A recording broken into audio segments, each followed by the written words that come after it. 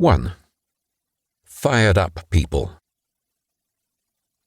A day off is a good thing, and I was enjoying mine. Sunday is a busy day for a minister, and the week ahead promised to be even more so. But right now it was Monday, and I had been unwinding, puttering in my shop for most of the morning. Now, still luxuriating in the comfort of old clothes, I relaxed after lunch. I tell you, Dennis, there's something strange going on in my congregation. The earnest young man with the clerical collar paused and looked at me from across the kitchen table. A fairly frequent visitor at our house, Frank recently came to the United States from Northern Ireland to pastor an Episcopal church in the Los Angeles area. "Tell me about it," I said, pushing my chair back. My wife, Alberta, stopped clearing away the dishes and sat down to listen. Frank ran his hand through his close-cropped hair and shook his head ruefully. "It's this young couple in my church," he began. "They've really got me going."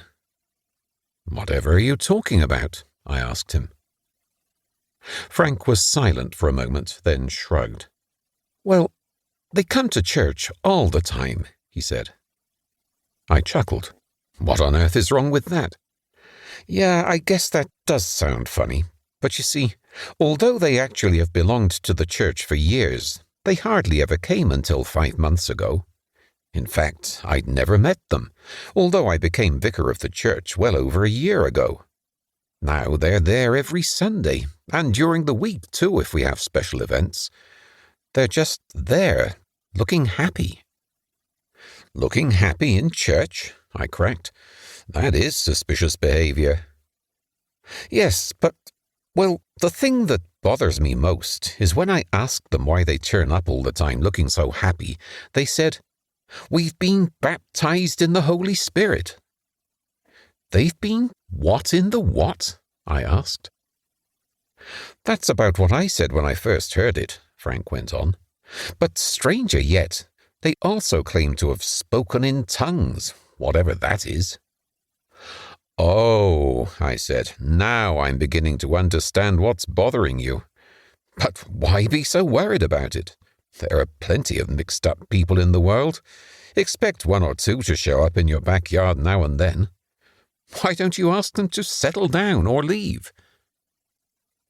"It isn't really like that," my friend replied. "You see, they don't act peculiar. They don't shout or jump or do anything wild. On the contrary, when you're with them, you can't deny the fact that they've got something. They glow like little light bulbs. And they're so loving and ready to help whenever I ask them. In fact, I don't have to ask them, they volunteer.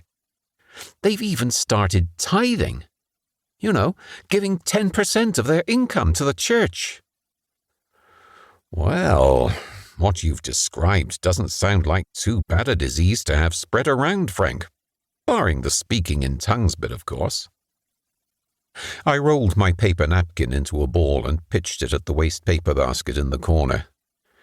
My day off was getting far too complicated. Hoping to change the subject, I said brightly, "How are things going with you otherwise?" Frank, however, was not to be sidetracked. "I know it seems odd to be worried over this business," he mused. "It certainly is strange to be upset because people are getting enthusiastic. But this speaking in tongues, baptism in the Holy Spirit thing bothers me. I feel I can't just brush it away. I have to understand what's going on. After all," Frank paused and smiled wryly, "I am supposed to be the spiritual leader of the church." "Look here," he suddenly challenged me. "What about coming down and meeting them? See what you think." "Whoa, not me, Frank. I don't want to get involved. If there's one thing I don't like, it's high pressure. These fiery parishioners of yours would probably seize me by the coat lapels and ask me if I was saved, or something like that. Sorry, old friend, no. You have your little problems and I have mine.